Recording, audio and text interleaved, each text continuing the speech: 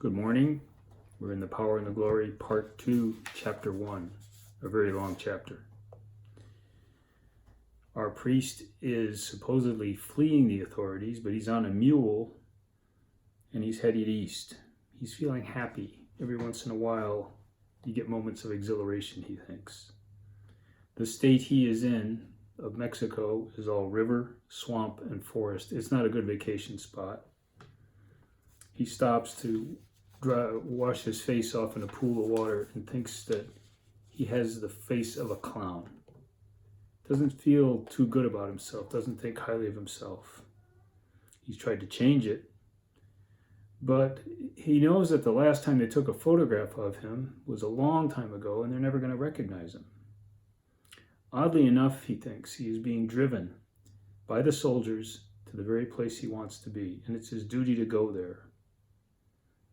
There are many things he surrendered. We talked about his priest implements. There are fast days and days of abstinence. He's had to give those up. He had a breviary. A breviary is a book that priests carry to read and meditate on. He's lost that. He's also lost the stone that goes on the altar.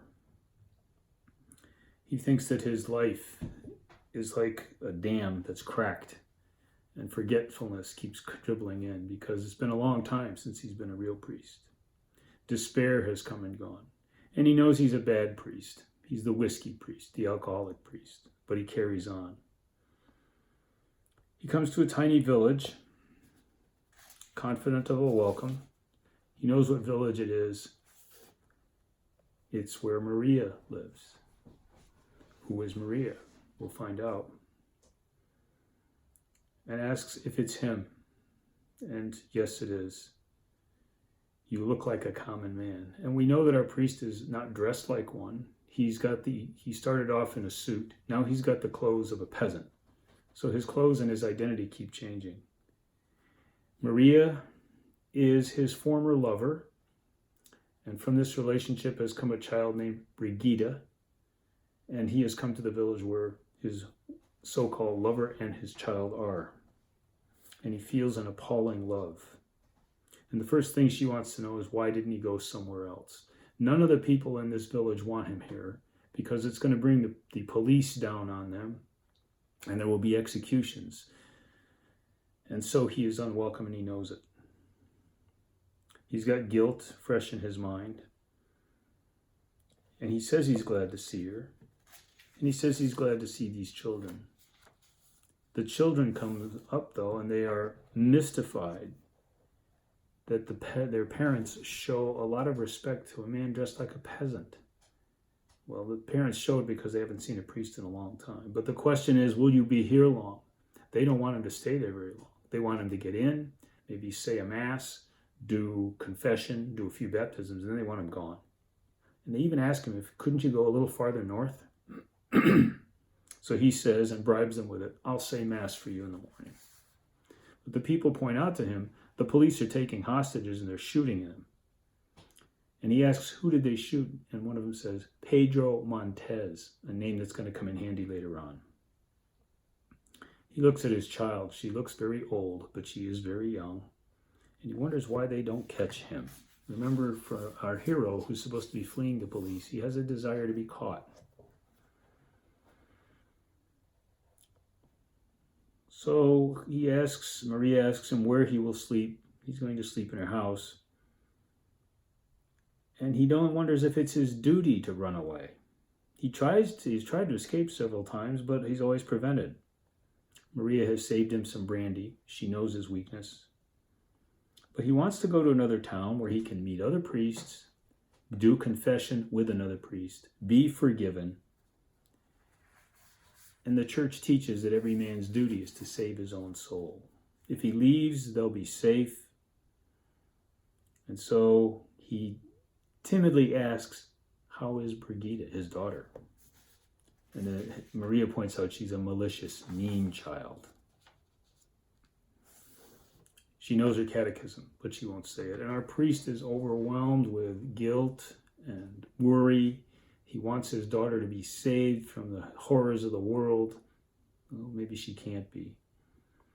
And the child is watching him, and he knows who she is, and she will figure out who he is. And he's aware of an immense responsibility. It's as indistinguishable from his love. He loves this child.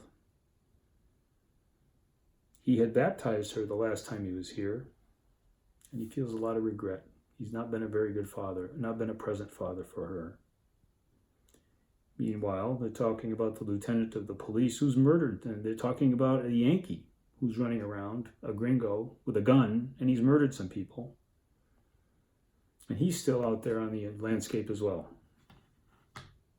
They tell him he can't stay there a few days. It's too dangerous. But every time he looks at his daughter, he sees his own mortal sin. So he's got guilt. He remembers his father's proverb that the best love is that of children. He thought when he was a priest he'd be rich, he'd be proud. But the child laughs at him, and she's almost a torment for him to see. Even as a priest, he wasn't very good with kids. He didn't know how to talk to them. He looks at his little girl. She's got a small body, but it has an ugly maturity. She's grown up too fast. He thought of his own death and her life going on. It might be his hell to watch her rejoining him gradually through the debasing years, sharing his weakness like tuberculosis. So he's going to stay in Maria's house. She'll put up a mosquito net for him. He's had more fevers than he can count in the last 5 years, traveling around on foot. It's been 5 years he's been on the run. At one point, she was proud to be the priest's lover, woman. So he sleeps there that night, and the next morning, the dawn comes, and he can't quite see clearly anybody.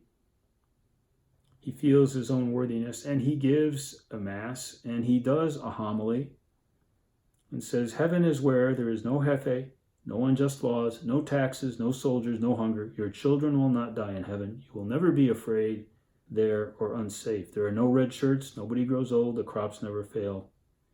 But even as he's giving this homily to this mass that these people really want, the police are not far away.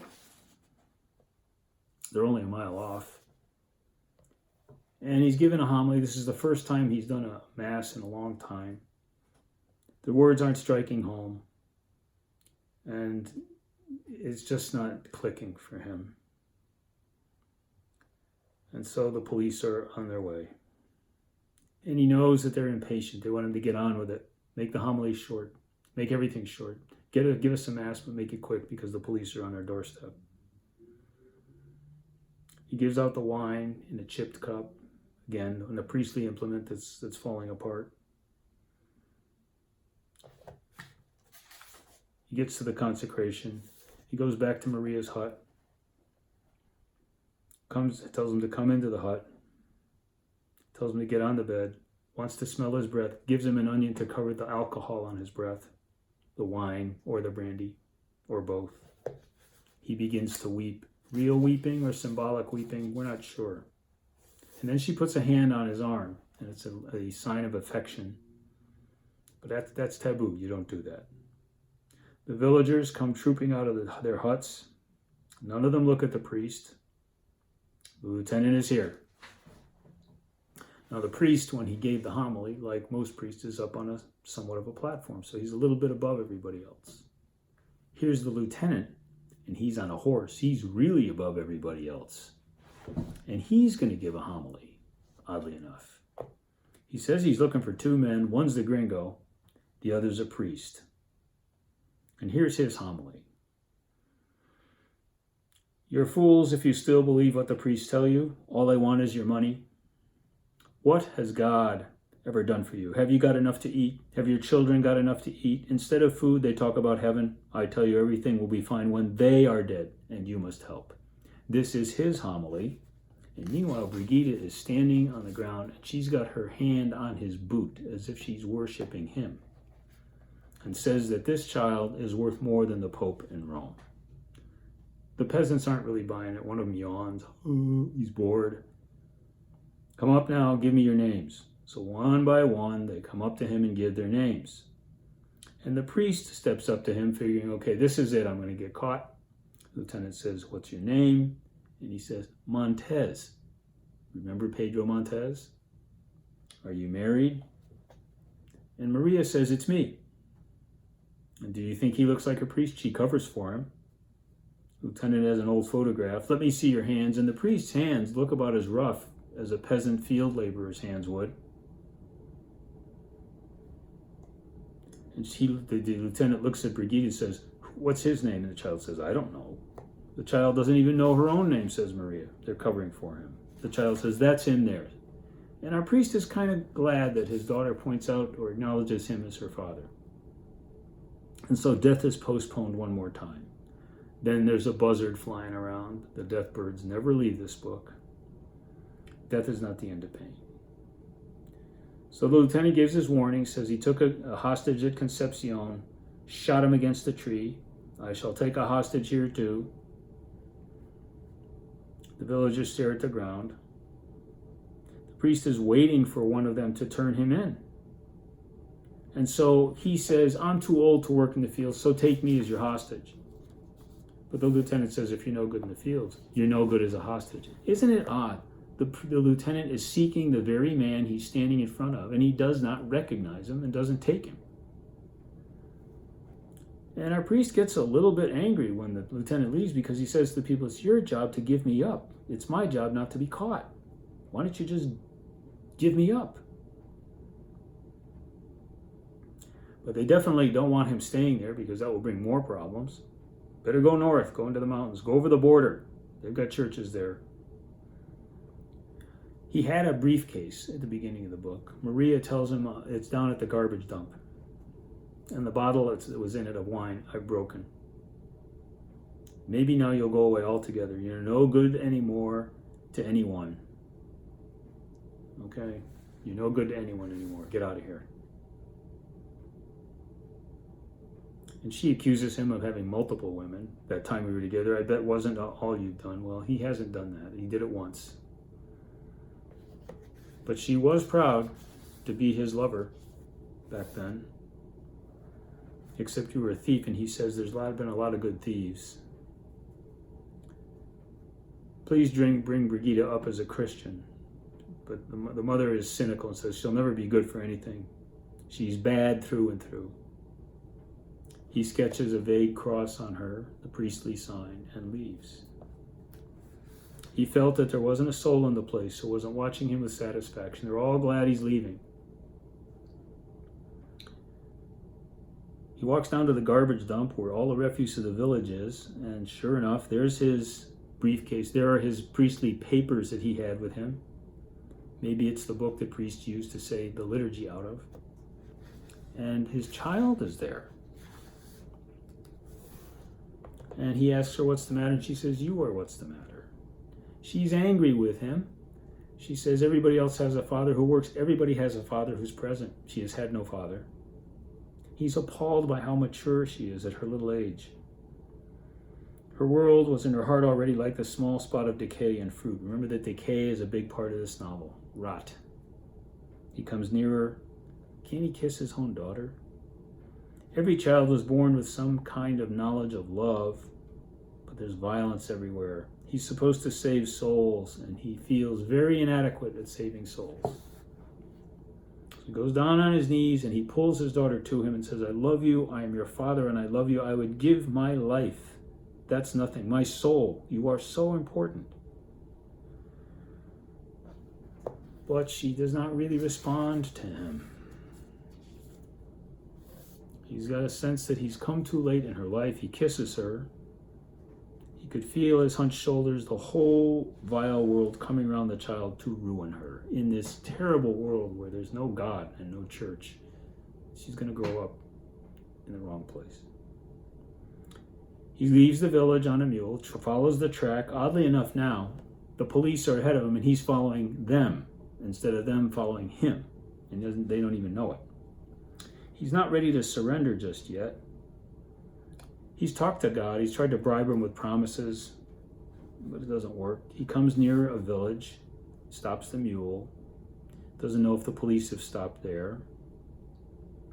But he wants to get as great a distance between himself and that village back there. He doesn't want any more harm to come to the people in that village. Okay. He's thinking of others. And comes to a town called La Candelaria.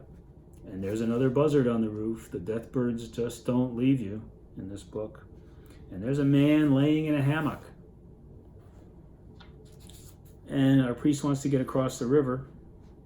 This man has very bad teeth. He has 2 canine teeth, here and here. That's all he's got. They are yellow.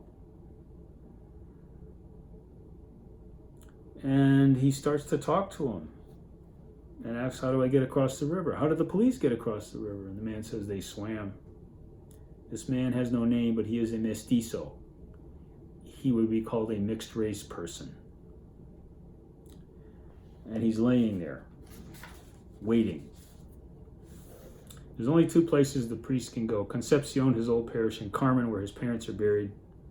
So he decides to go to Carmen, and we'll get there in the dark. He dreams of his small girl reciting her catechism, but she can't.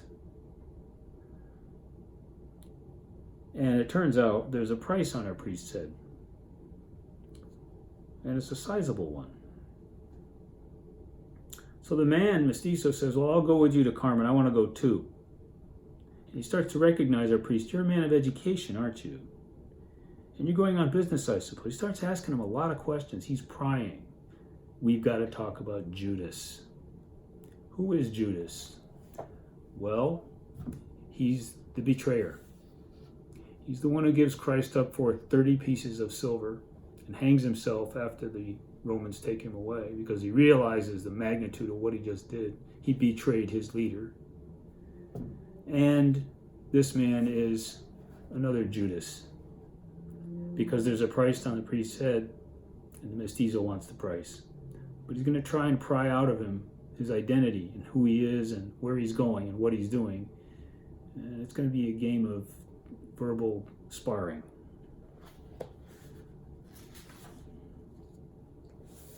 They're talking about the gringo. He's still in the book and he's still somewhere out there in the landscape. He's a wild man. He shoots people and he'll shoot you too. Conception. He could do no harm there. You talk like a priest, the man says. I am a very good Christian, the man says. He's not. He's a betrayer, a traitor. And so they travel on, and the priest is walking, and he lets the mestizo. The mestizo's kind of a whiner and a complainer, so being a good Christian, the priest lets him ride the mule. The priest walks on his feet, and in the jungle he cuts his feet on the nettles and the brambles and the twigs and the roots, and his feet are bleeding. Remember that pain is a big part of this novel. And so they stop at a hut somewhere in the jungle.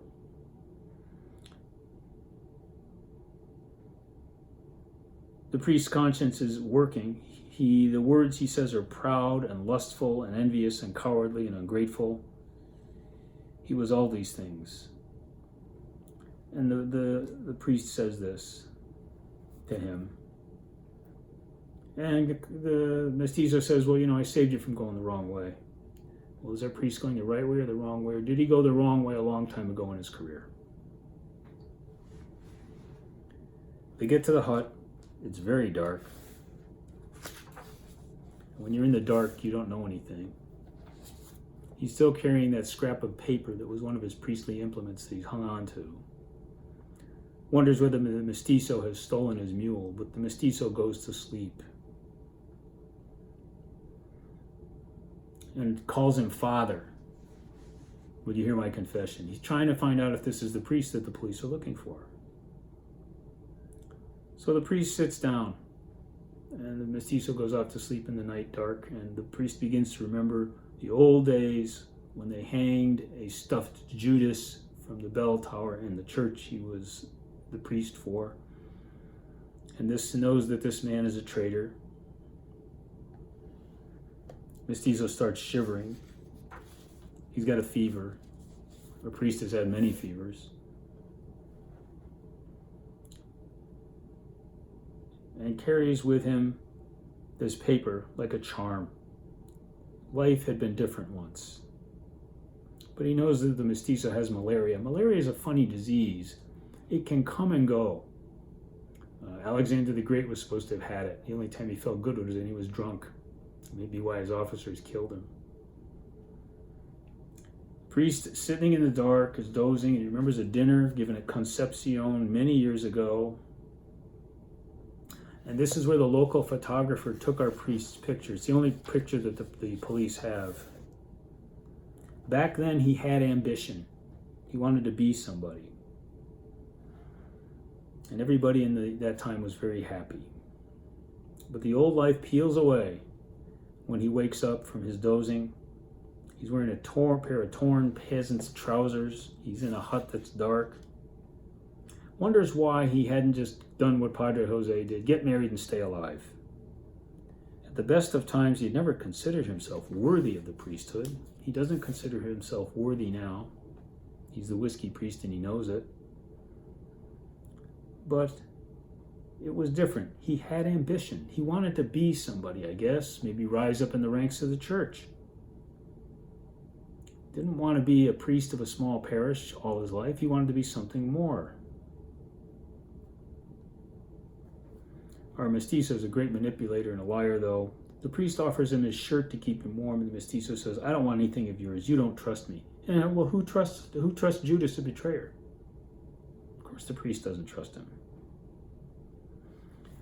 Figures if, I had been humble, like Jose, Padre Jose, I could live with Maria on a pension, and life would be easy.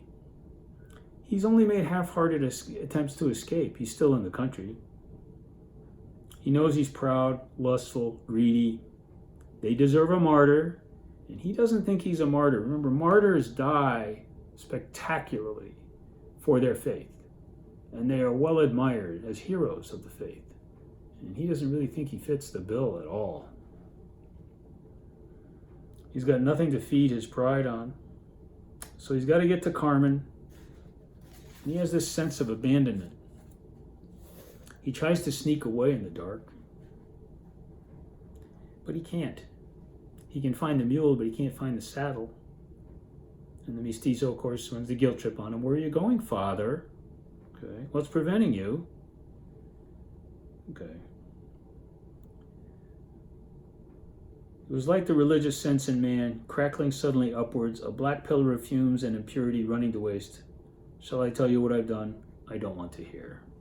He does not want to hear the mestizo's confession because the mestizo's confession is too dark. And he's heard these confessions many times from these types of people. This is the world that Christ has died for. The more evil you saw and heard about you, the greater the glory around the death. Meanwhile, the mestizo is weeping in his sleep.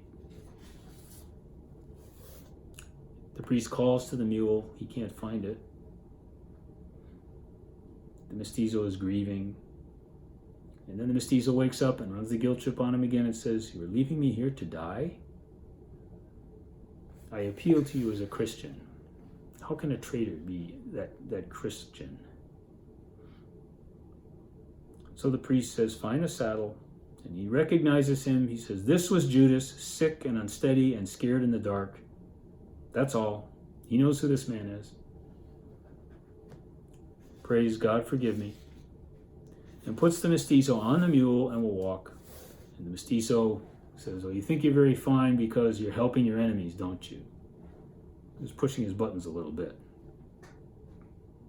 And the mestizo says, "I'd be a rich man. And if I were a rich man, I'd be good. 30 pieces of silver, 300 pesos, whatever it is." So they go slowly toward Carmen.